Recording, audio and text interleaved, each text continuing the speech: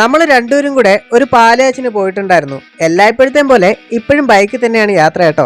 നമ്മുടെ വീട്ടിൽ നിന്നൊക്കെ കുറച്ച് ദൂരെ മലയും കീഴ് വെച്ചായിരുന്നു പാലയാച്ച്. അതുകൊണ്ട് തന്നെ ഒരു ലോങ് റൈഡാണ് നമ്മൾ പോയത്. പേരൂർക്കട വഴിയാണ് നമ്മൾ മലയും കീഴേക്ക് പോയത്. അപ്പോൾ ഈ കൺകോടി സ്കൂളിൻ്റെ അവിടെ എത്തിയപ്പോൾ ഞാൻ വണ്ടി ഒന്ന് സ്ലോ ചെയ്തു. പണ്ട് ഈ സ്കൂളിൽ വെച്ച് ഒരു സിനിമ ഷൂട്ട് ചെയ്തിട്ടുണ്ട്. ഒരു ജയിലിൻ്റെ സെറ്റാണ് അന്ന് ഞാനിവിടെ കണ്ടത്. ഏത് സിനിമയാണെന്ന് എനിക്കറിയില്ല.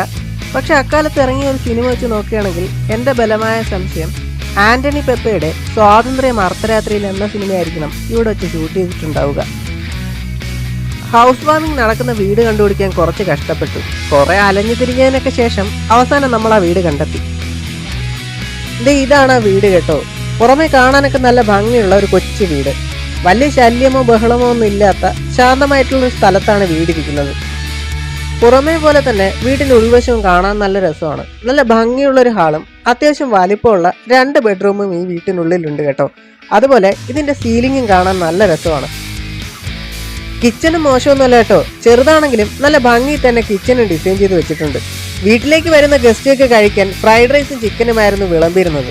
അതുപോലെ ഡെസേർട്ടായിട്ട് ഐസ്ക്രീമും ഉണ്ടായിരുന്നു. ഈ വീട്ടിലേക്കുള്ള വഴിക്ക് ഇതുപോലത്തെ ഒരു ചാലുണ്ടായിരുന്നു കേട്ടോ. വീട്ടിലേക്കുള്ള അടയാളമായിട്ട് അവർ പറഞ്ഞിരുന്നതും ഈ ചാലായിരുന്നു.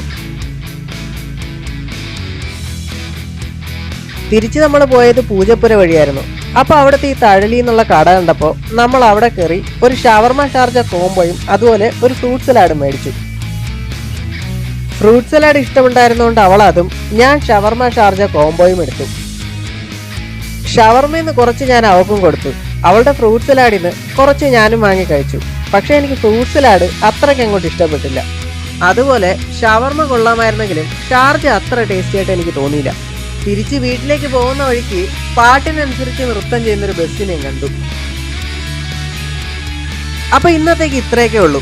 മറ്റൊരു അവസരത്തിൽ വീണ്ടും കാണാമെന്ന പ്രതീക്ഷയോടെ നിർത്തുന്നു. ബൈ.